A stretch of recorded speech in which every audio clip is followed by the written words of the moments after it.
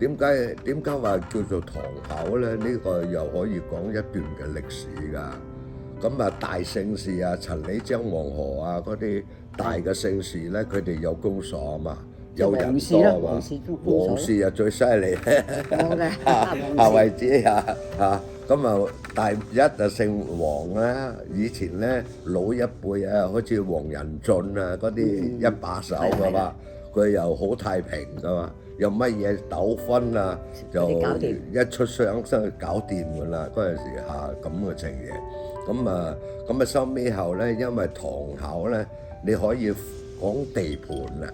咁啊，你知啊嚇，你即係啦，我哋嗰陣時冇而家咁多 casino 啊嘛，咁啊分開呢度排九檔啊，或者呢度就麻雀館，或者各方面嘅就分開晒。佢又唔係話點樣嘅情形啊？有陣時有啲僆仔唔識撈係嘛，走過界或者去檔口嗰度啊，有陣時嗰陣時學乜嘢啊？佢攞支炮出嚟揸喺台面，我睇起㗎啦咁，又打莊咁啊，佢唔需要拎錢出嚟啦。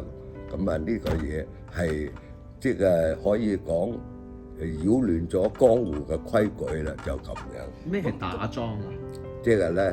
即係推排球啊嘛！即係我唔需要嗰啲嘢唔使俾錢嘅，我俾呢啲。你嗰啲堂口，我哋一定要去嘅嗰陣時。多數啲我冚埋去晒嘅，冇講。去咗之後，仲夏惠姐仲每度咧送啲飛俾佢哋捧場。不過佢哋又識撈啊！嗰陣時咧嚟到睇戲，又帶下顏紙花啊，各方面嘅。